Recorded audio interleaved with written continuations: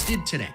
Biz always says every time you give him a microphone in a public place, which I'm not allowed to say on the air. You could say it on the Tony Rizzo show on YouTube at 8 a.m., Chris.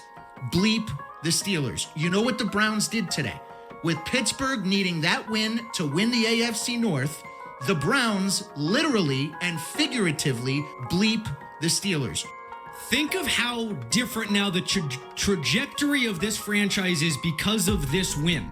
You fall back in the draft order. You're not in position to take either Fernando Mendoza or Dante Moore. Yeah. I mean, you may be if you decide you love them and you want to trade up. It's a conversation for a different day. But the notion of just turning in the card for one of those quarterbacks is probably gone. Yes. All right, here we go again. Back at it with another one. So lock in.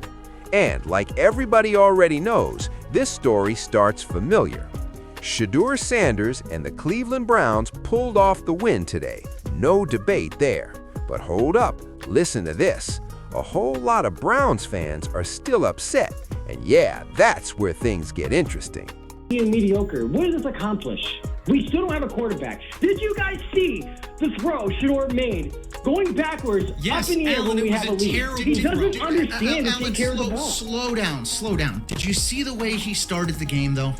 You know, right now... He went like 3 for 12 with 2 interceptions like the rest of the game. I don't know what you guys are seeing. But who was the better quarterback today? Now, you don't want to answer that question because Shedeur Sanders was the better quarterback. Aaron Rodgers. Aaron Rodgers is 40 years old. I'm not worried about the Steelers. I'm worried about the Browns. And so, as we all saw, Shedeur Sanders wasn't flawless out there. It definitely wasn't some perfect stat sheet game. And honestly, nobody reasonable expected that. Listen to this. He was lining up against the most expensive defense in the league, and it was a division rivalry on top of that. So yeah, as a rookie, he was facing a defense that was fully locked in and highly motivated. That's why I don't think anyone truly thought Shedeur Sanders was about to come out and just torch them. Now, he did look sharp in the first half, but hold up, because everything shifted once Fannin went down. Nobody was double-teaming Judy anymore. Nobody was doubling some of the other weapons either. And that made it way easier for the defense to zero in on the remaining receivers and tight ends still on the field. And man, what a break for the defense, not him. What a tough spot for Shedeur Sanders to be in yet again, especially after losing Judy last week too. But through all of that, he stayed in it and kept competing. It wasn't perfect at all, but to me, that was still a solid performance. There's multiple times where you can see where he's throwing in a progression. I'm like, I love that throw. I like what he's looking like this. And Tony Romo talked about it. He said it very professional. He's playing the quarterback position at a decently high level at this point. But again, it's not going to be perfect. It's not going to be all roses, especially when you have Harold Fannin not being there. You have the running game is what it is. But complimentary football got the dub. We're going to take that. I ain't even going to care. I ain't going to lie to y'all. We won. That's the only thing that matters. That's the only thing I care about. I know, like, we sit up here, we want to grade players and performances and things like that. Everybody on the Cleveland Browns did enough for us to walk away victorious with a dub over our rival. That is the only thing that matters. If we want to get into the minutia of everything else, that's cool. But on this Sunday, we beat the Pittsburgh Steelers. That's the bottom line. This game is about winning. So. And look, I couldn't echo that more because there is very few quarterbacks that I can think of. I've been here when Ben Roethlisberger and they came in here and took over the stadium and beat us 30-0. Yeah, I mean, and like on some real, like just 2-3 weeks ago, like Shedeur had phenomenal numbers. And we lost, and there was people talking about y'all parading around like we won a game. Fact. So like at the end of the day, we won the game, no matter what his numbers look like, anybody else's numbers look like. Yeah, like it was ugly in the second half. This is AFC North football. This is division rival, all that good stuff that come into it. Football, like it's played out in real time.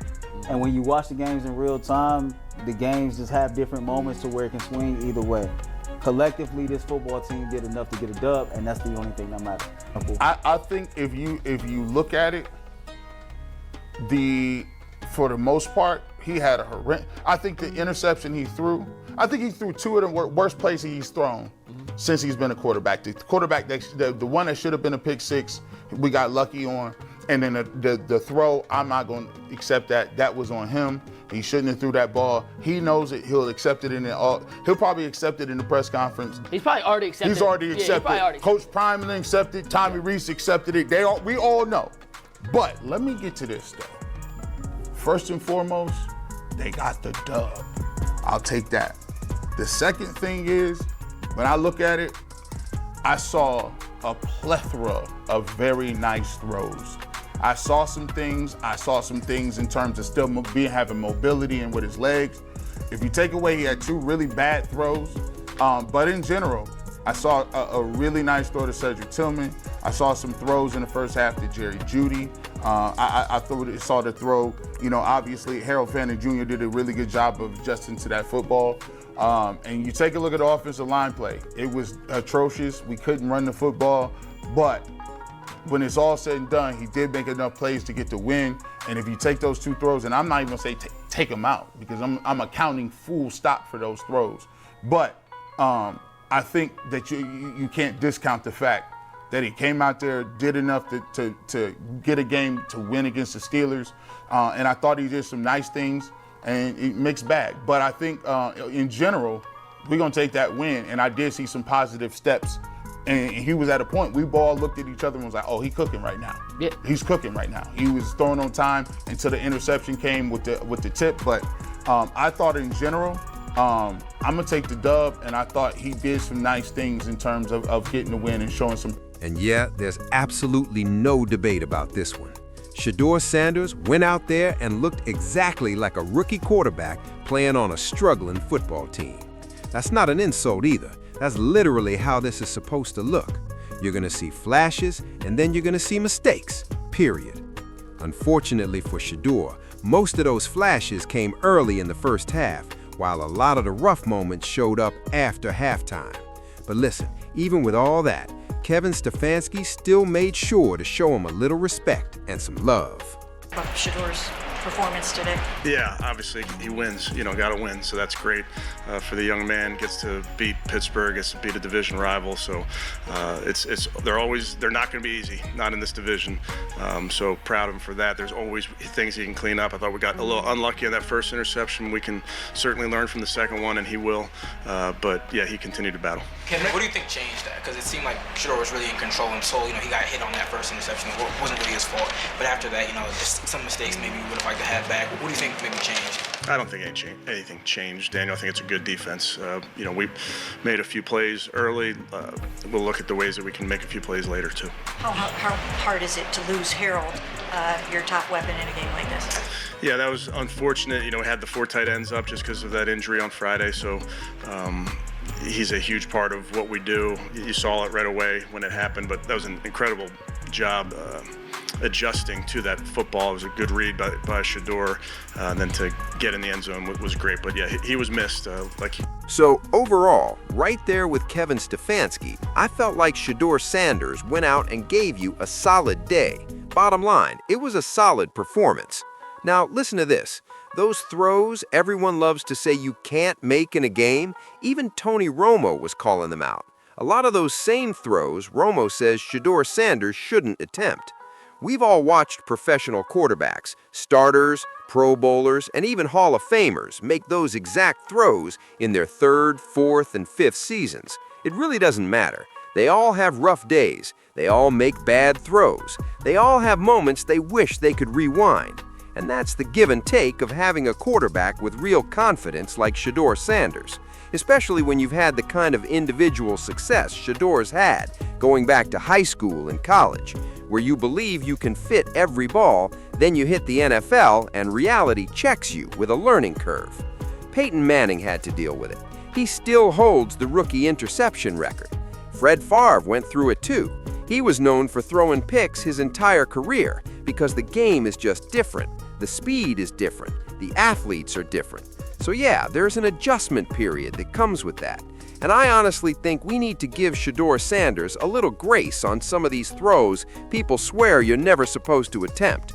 But those are just my thoughts. Let's keep that conversation rolling in the comments like we always do. And real quick, side note, if you haven't checked out my latest community post, go take a look. It's about me switching things up a bit heading into 2026. I've been thinking about adding a few new elements to the channel. Maybe some extensions, something for the family, something for the ladies, and a little something for everybody in between. But to be clear, like I've said before, the core content isn't changing. You're still getting what you're used to. I'm just planning a rebrand for 2026. So yeah, I need y'all's help. I need y'all to throw out some strong name ideas for the channel. And for the top 3 names y'all come up with, I'll probably run a poll and let the people decide. I'm genuinely excited to see what y'all come up with. But that's gonna wrap this one up. Make sure you drop a comment below. And as always, peace and chaos.